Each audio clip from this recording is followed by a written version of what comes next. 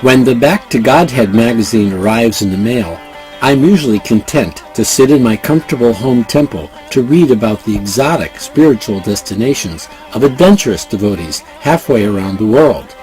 The January-February 2000 issue was no exception, at least I thought, until I read the feature article about a pilgrimage to the remote village of Ahobilam in south-central India, the very place in the universe where Lord Nrsimhadev, the half-lion, half-man incarnation of Lord Krishna, burst out of a palace pillar to save his devotee Prahlad from his demonic father, Hiranyakashipu.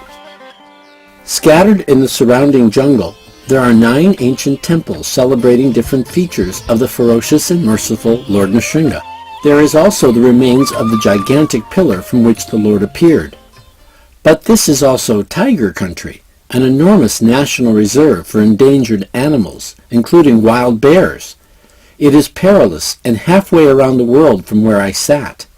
But a 21-year-old devotee, Dhruva, had visited all those places of pilgrimage and lived to write about it. My initiated name is Nrsimhananda Das, the servant of the blissful Lord Nrsimha. How could I live with myself if I couldn't say that I had been in those same places of pilgrimage of my namesake? I knew then that I would soon be following in the footsteps of this young adventurer. What I didn't know then was that he would be our guide, and I would be his companion on part of his own continuing search for the lost temples of Lord Nrsimha. I caught up with Dhruva in a small village 2 hours north of Hyderabad. He took our video crew to a temple on the road less traveled. I don't know if any non-Indians had ever visited this little-known Nrsimha temple. Sitting below the entry gate, the temple did not seem particularly unique. The deity seemed quite accessible. However, that was a deity constructed by humans. The Swayambhuva, or self-manifested one, was a couple hundred yards behind this one. Our crew of Yarubara, my brother-in-law George, and myself had yet to face some of our worst fears. We were about to enter what appeared to be a temple of doom. The water was not too cold, but it wasn't the cleanest water we'd ever seen. The bats overhead were not too happy about the video light, and the gigantic cockroaches that called this place home were scattering like Superman from kryptonite. I have no idea what I'm stepping on. You're just stepping on stones. Yeah, right. Keep telling yourself that. I am sure by the squishing under my toes, bats bury their dead in water. Lord Nrsimha always seems to reside on the sides of mountains or in caves, like a mountain lion. We wondered if we were the only ones to brave the elements of this pilgrimage, and we certainly did not expect to see any light at the end of this tunnel. Boy, were we surprised. Turning a corner, we found ourselves witnessing a full-on Vedic marriage ceremony. Local villagers take darshan of this deity often, and they obtain the blessing of Lord Nrsimha for many of the milestones in their lives. I couldn't believe it. The bride had submerged herself in her wedding sari to come take darshan of the Lord. The groom looked quite spiffy, despite his own swim, and the parents appeared to take it all in stride. The pujari was completely oblivious to the sudden appearance of lights, camera, action, with a group of whites behind the scenes. The show must go on, and go on it did. There are a lot of mantras, prayers to invoke. The deity was given an abhishek, or bath, of different elements, including milk, ghee, yogurt, sandalwood, etc. His face was rather worn smooth, like a baby's skin, by all the affection. Nobody knows how this deity was made. According to the oral tradition, the Lord manifested it here and then told a Brahmin about it in a dream. My brother-in-law, a doctor and a Catholic, arrived from the U.S. a couple days ago. Welcome to mystical India. Maybe the jet lag, the heat, and the lack of oxygen back here has reduced his resistance to anything out of the ordinary. Dhruva is most amazing because he has a natural attraction for Lord Nrsimha. He brought us here as a prelude to the pilgrimage in Ahobilam. He has the real bhakti, devotion, for this wonderful form of Krishna. Once we're out of this cave, he will also be your guide, and hopefully your friend too. Now that the wedding is over, The bride and groom dog-paddle their way back to their honeymoon. May Lord Nrsinga bless your marriage. And if you ever start to argue, just paddle back to take darshan of the Lord. I'm sure you'll forget what you are going to bicker about by the time you get here, and everything will be hunky-dory. Emerging from the bat cave, we were directed to the pristine spring that mysteriously comes from the same water. We happily bathed our bodies, though our minds had already been purified by the unusual darshan. Once back on the road, we thought we were on the way to Ahobilam, but Dhruva had other plans. Our route took us to the Krishna River, which transverses nearly the entire birth of India. It was heavily used for transportation and trade for many centuries. Nrsinga temples were built on its banks, and Dhruva had heard of a couple that he didn't want he or us to miss. The first was unique in that the Nrsinga deity was in the river. He could be touched by swimming out to him, which we all did. The cool river was a refreshing respite from the heat, and gaining Lord Nrsinga's darshan in this manner served many purposes. Overlooking the deity, a temple accommodates many pilgrims who come from distant places to take darshan. Situated above the river, another self-manifested deity of Lord Nrsingadev beckons Dhruva to his darshan. We're sitting next to Jwala Nrsingaswamy, which is on top of a little hill, and it's famous because Jwala was being worshipped by many of his devotees, but for some reason they could not handle his worship because Jwala means burning, emanating flames of fire. So he was so hard to worship that they gave up. Becoming angry of this, he ran away. The Lord ran away, and he situated himself on top of this hill and was covered by an anthill. So the anthill has gone away now, but this is the top of the deity, or the Swayambhu of the Shalagram, and they say underneath is the form of Jwala Nrsinga, emanating flames. He's leaving no stone unturned or mountain unclimbed in his quest for finding temples of Lord Nrsinga. Not far away was an off-road temple that some devotees, sometime in antiquity, had constructed with much love and devotion. We had to ford an irrigation canal, hike through somebody's fields, and hoof up a steep terrain to get to it. Welcome to this temple of Veera Nrsingaswamy. Veera means fighting. He just emerged from the pillar, right? So he's ready to fight. Veera. Then he grabbed Hiranya by the head, and he started playing with him like a cat plays with a mouse. Veera Nrsinga, fighting. He manifests to the 7 sacred rishis, and they worshipped him here on this hill. I'd have to have a GPS locator to find my way back. I don't know how Dhruva knows about these places. He hears about them from other Nrsinga bhaktas and then seeks them out. This one has been abandoned for God knows how long. An occasional bhakta will trek up to it from the local area. I doubt any Westerner has been here before. I feel privileged, awed, and sad. Lord Nrsinga deserves better. Perhaps he needs a little protection himself. Back on the road, we're again on our way to Ahobilam. At last, Ahobilam, only recently discovered by Western pilgrims.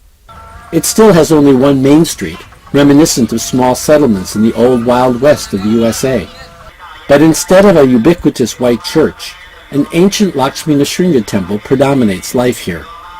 This is not one of the 9 temples of pilgrimage, but Dhruva takes us here first in order to beg blessings from the Lord in his most formal form. The village is rapidly transitioning from an isolated jungle outpost to a bustling spiritual tourist destination. The Jir is the spiritual guide of Ahobilam. He's the 45th in his disciplic succession. He was present during our brief stay, and there was much pomp and circumstance swirling around his presence. Usually he's traveling from village to village, spreading the Vedic way of life. Ahobilam is one of the 108 Vaishnav Divya Deshams. It is here that Sri Garuda did penance and realized Krishna. The Mahabharata, Kurma Purana, Padma Purana, and Vishnu Purana mention Ahobilam and its presiding deity Nrsimha. The Brahmanda Purana says that this place was once the palace of Hiranyakashipu. With luck, we would stand on top of that holy pillar. Having taken darshan and prayed for protection, we were now ready to embark on our mission to record the pilgrimage to the 9 sacred temples of Upper and Lower Ahobilam. Lakshmi कटाक्ष सरसीरुहराजहंसम् पक्षीन्द्रशैलभवनम् भवनाशमीशम् गोक्षीरसारघनसारपतिरवर्णम् वन्दे कृपानिधि. Welcome to the Bhargava Kund, where Bhargava Rishi, he used to take bath and he used to take water to bathe the Ugra Nrsimha deity, which we're about to see, which is Bhargava. And it's very sacred because Bhargava Rishi desired, he was doing heavy tapas and he desired to see the Lord in the exact moment when he was tearing Hiranyakashipu apart. So the Lord granted him that desire and he appeared before him while he was ripping. He showed him that darshan. And then Bhargava Rishi asked the Lord to manifest in that form.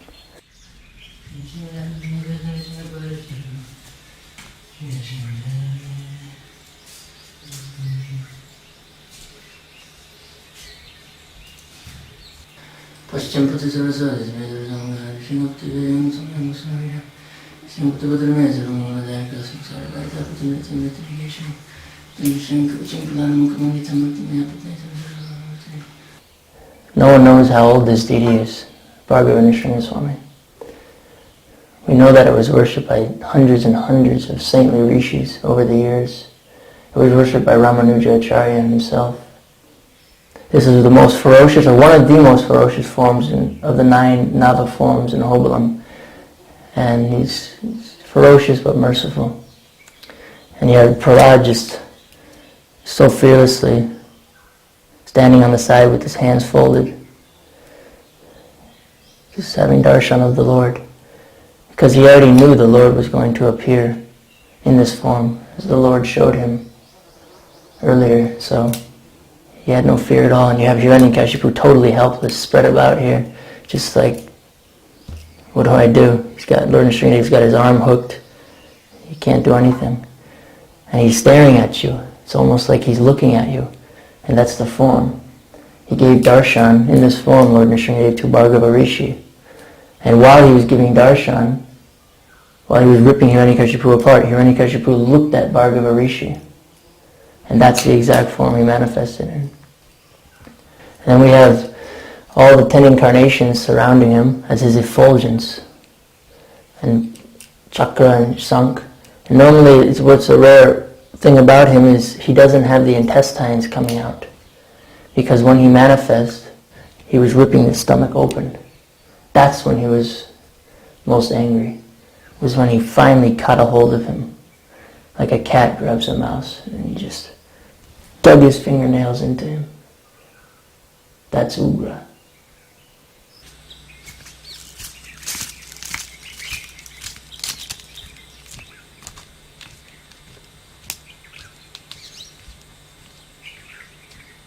Yoga means merciful. Yoga Nrsimha is the most merciful form. This deity is very special because no one knows anything about him, the history. All that we know from some of the acharyas or jirs of this place is that he came from a cave many hundreds of years ago. He was taken from a cave. Because in that cave there were so many tunnels and going up and down, you had to crawl, you had to walk, you had to climb, you had to slide. So many pujaris, they were never found again after they went in the cave. Because all the different tunnels led to different places. The main tunnel went to an inner sanctum that opened up to a huge, like a temple inside there with carvings everywhere of the Srinivada's pastimes. And it said that Krishna's pastimes, everything was in there. And in the center was a beautiful deity of Yoga Nrsimha, which we see now. Since many people they never found them again, so they presume they died.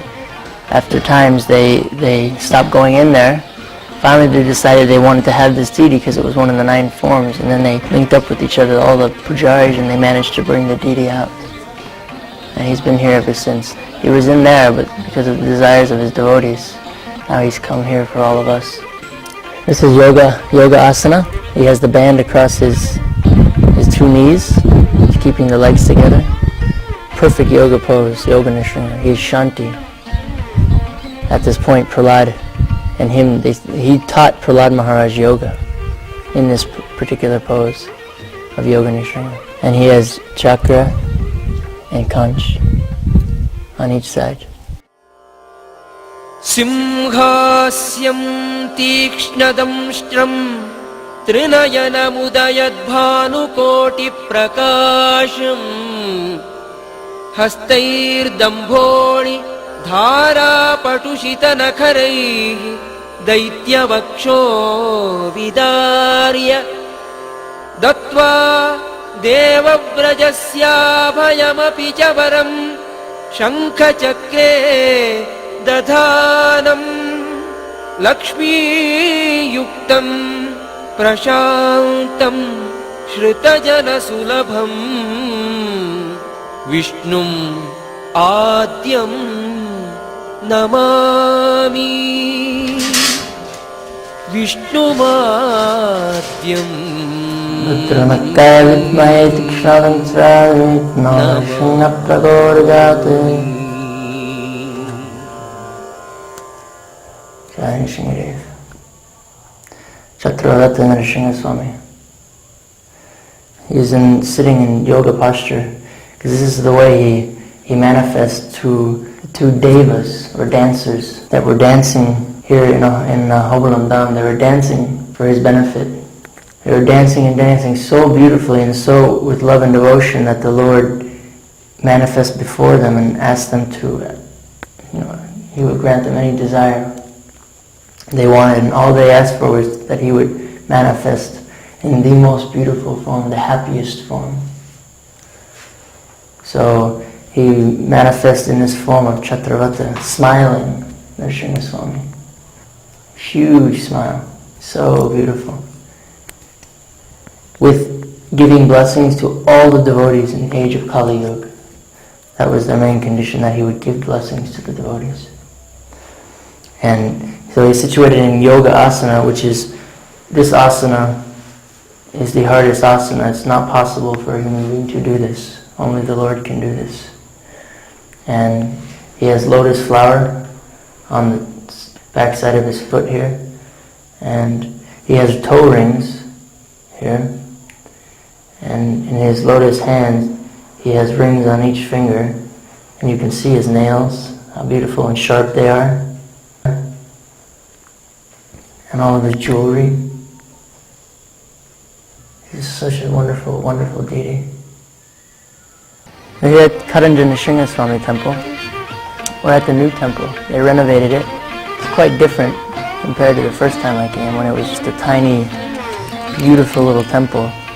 No doors, nothing, no pujari. Next to the old temple was a small temple of Anjanaya. Anjanaya is the son of the wind god, which is Hanuman. This beautiful form of the Lord manifests here because one day Hanuman was doing tapas here in Ahobalam. He was sitting in meditation, wrapped up in his tail, and then he was chanting Ram, Ram, Ram. All of a sudden Lord Nrsimhadev appeared before him and said, "Yes, you are calling me?" Again Hanuman looks up and says, What is this nonsense? You are disturbing me, my tapas. If you do not leave, I will destroy you, or I will make you leave. And then, so Nrsimhadev said, "No, you don't understand. I am Ram. I am all." And then Hanuman said, "So then, how can you be Ram? This is not Ram's form." And Lord Nrsimhadev manifests his form with bow and chakra. He manifests like that with one single hood of Anantasesh over his head in yoga posture. So he manifests as basically like Ram with Nrsimhadev's face. And then Hanuman was totally convinced. So he paid his obeisances and asked the Lord to stay so that he could worship him. So Hanuman worshipped this deity of Karanjan Nrsimha. Tava kara kamala bare hare Tava kara kamala bare.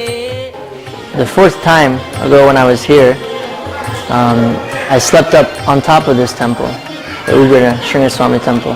The Pujari which took Indradumna Swami in 1979, he told my guide, you tell this boy that while he is sleeping, if the ground starts to tremble and he hears some roars and fighting, like two mad elephants are fighting, not to worry. It is only the Lord. I inquired more the next time I came, and I learned that the pujaris, they hear. Sometimes it feels like an earthquake, and they hear like a roar, you know. The pujaris were telling me like this. Inside that doorway, all the pilgrims are now coming out, is Ugra Nrsinga Swami, which is Swayambhu, and was worshipped by Prahlad Maharaj himself. Inside a beautiful cave.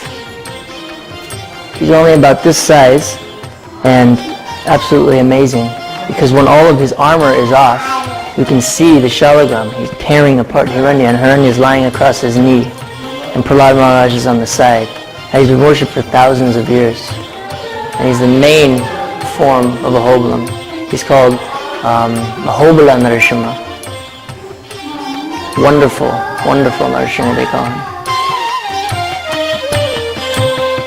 तव कर कमल बरे हरे तव कर कमल बरे हरे नखमद्भुत शृंगम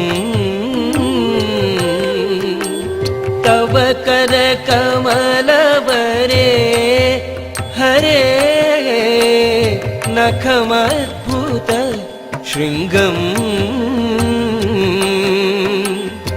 दलित Hiranyakashipu तनुभृंगम. The reason this is an amazing place is because so many saintly rishis, they would do tapas in another cave just up from this one, and they would come and worship Krodha Nrsinga, take bath in the beautiful stream of the waterfall coming from the pillar.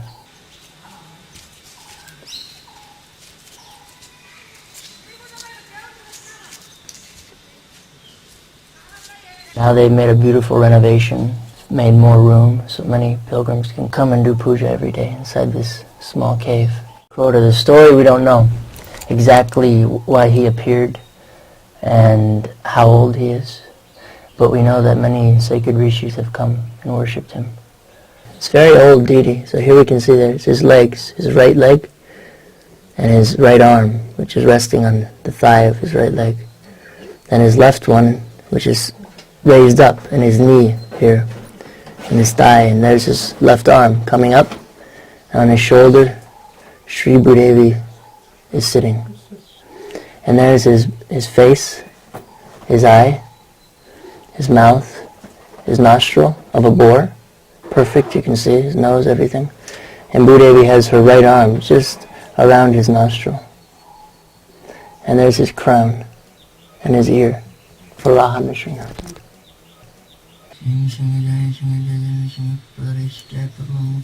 Bhargava, Lakshmi Nrsinga, Yoga Nrsinga, Chakravarti Nrsinga, Karanja Nrsinga, Ugra Nrsinga, Krodha Nrsinga, now Mohaloha Nrsinga.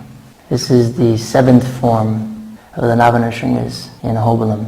So amazing, because at this place where the temple is situated a kund that comes out of a tree. Lakshmi Devi was doing heavy tapas so that the Lord would come and marry her. So she was doing penance under this tree, fasting completely. And by this tapas, the tree created a perpetual spring for her. Out of his tapas and love for her, he created this, and it flows just behind the temple. And this is the significance of this place, is where Lakshmi did tapas to marry Lord Nrsingadev. And after she had done it and the Lord was pleased, he married her. And this is Mohaloha Nrsinga Swami. He's so old that you can hardly see his form anymore. His face, Lakshmi Devi, the feet, it's very difficult to see this. They have put a new deity underneath him so that people can sharply see his beautiful features, face, smile. Out of all the deities, the head pujaris and everyone say that this is the most merciful form, because Lakshmi Devi is so happy that the Lord is marrying her. So she is giving blessings and blessings and blessings, and many women are always coming here. If they cannot have child, they come and they pray to Lakshmi, and they hang their They hang pieces of their saris with jewels, with stones, whatever the possessions they have, they hang them on the trees. And they offer this to her. And they get blessed like this. So. Namaste Narasimhaya Prahladakladaayine Hiranyakashiporvakshashilatanka Nakhalaye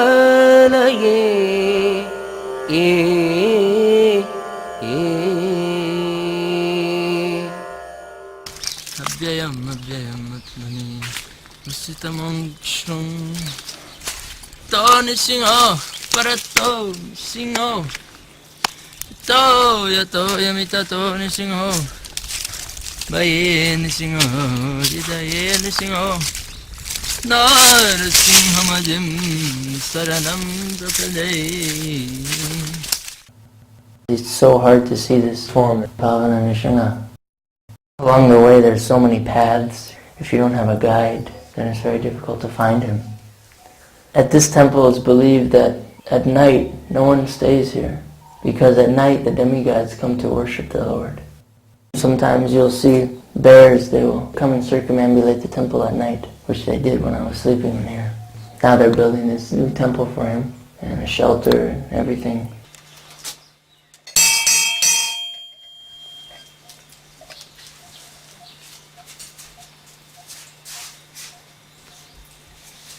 Jai Pavana Nrsimha.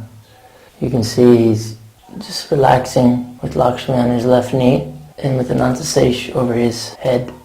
This deity is very special because after Lakshmi, the final marriage of her and Lord Nrsingadev, in this form they manifest. So this is the form, they're both very happy and giving blessings and blessings. Also on the side here, we have Gopal and Krishna playing the flute.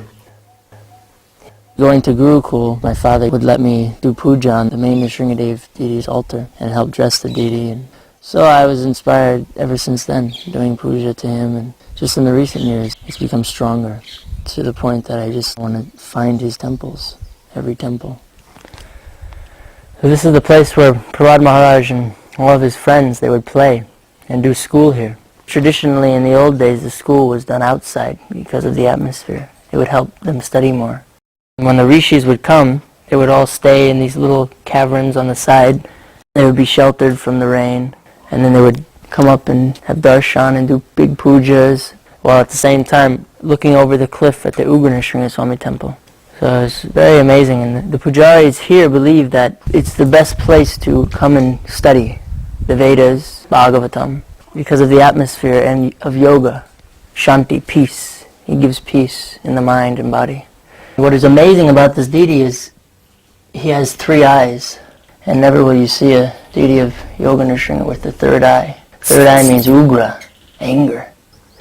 And it's believed by the villagers that on these walls in the cave, all Prahlad Maharaj would be writing the Lord's name, Om Namo Narayana, Om Namo Bhagavate Vasudevaya, like this in Sanskrit, all over the walls in here. Ahobilam Narasimham Gatva Ramah Pratapavan Namaskritva Shri Nrsimham Astau Sheet Kamalapatim.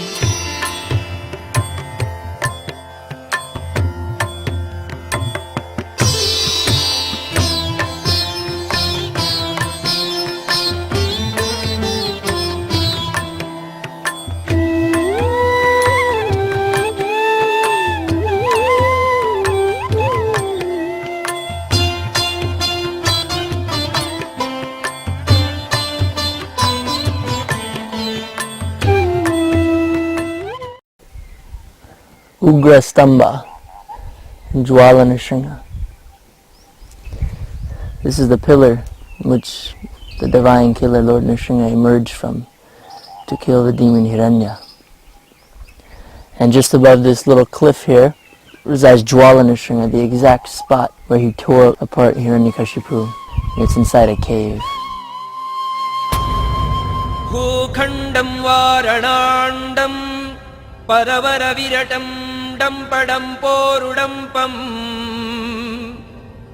डिं डिं डिं डिम्बं दहमपि दहमै झम्प झम्पैश्च झम्पैः.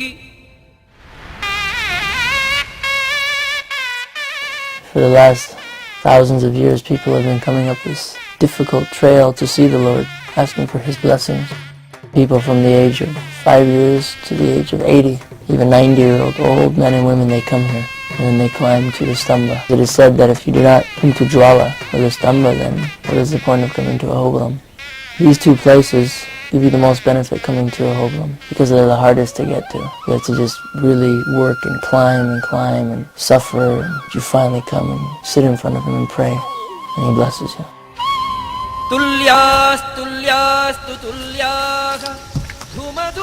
Now we're coming into Raktakund, Hiranyakashipu's blood.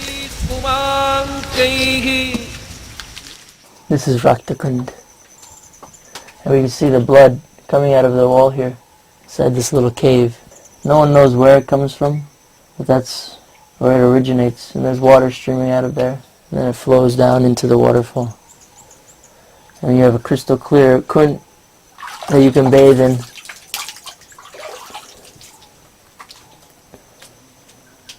And this is right in front of the Jwala Nrsimha temple.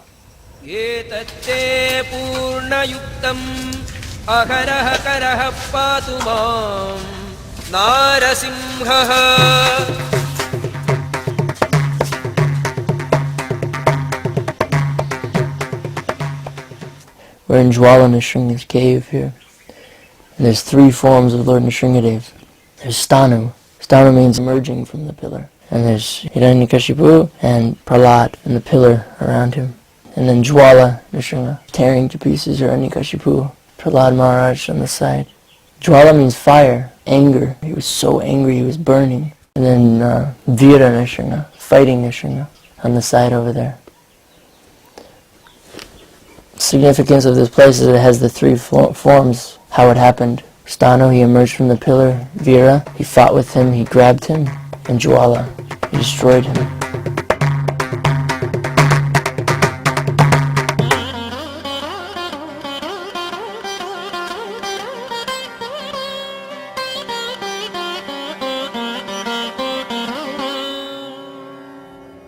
भूभृद्भूभृद्भुजङ्गं प्रलयरववरं प्रज्वलज्वालमालं खर्जर्जं खर्जदुर्जं कखचखचकचित् खर्जदुर्जर्जयन्तं भूभागं भोगभागं गगगगगगनं गर्दमत्युग्रगण्डं स्वच्छं पुच्छं स्वगच्छं स्वजनजननुतः पातु मां नारसिंहः.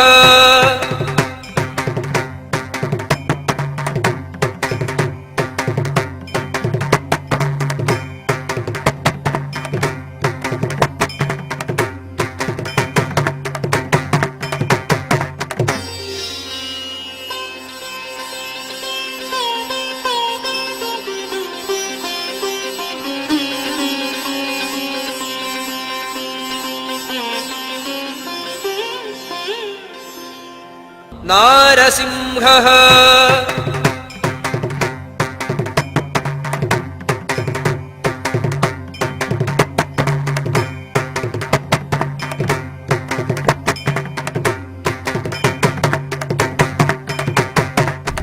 We're on top of the pillar, Ugra Stamba. This is the exact spot where Lord Nrsimhadev appeared. The pillar is not still standing, you see, because he burst out of the pillar. So the whole entire pillar went this way and that way, destroyed everything for hundreds and hundreds and hundreds of miles. So then what is left is where his lotus feet stood. We are standing on top of that. And Lord Chaitanya Mahaprabhu came here when he was doing his South Indian pilgrimage. He stood in this very spot. So this is a very amazing place. You're on top of the world, you can see everything. You can see, before this was something was here. What can we say? We don't know. But the local Stala Purana, their history, they believe this was once Hiranyakashipu's palace, the Lord did appear here to please his devotees and give them darshan in the age of Kali Yuga. येनाभ्रं गर्जमानं लघु लघुमकरो बालचन्द्रार्कदंष्ट्रो हेमाम्भोजं सरोजं जट जट जटिलो जड्यमानस्तु भीतिः दन्तानां बाधमानां खगट खगटवो भोजयानुः सुरेन्द्रो निष्प्रत्यूहं सराज गह गह गह तः पातु माम्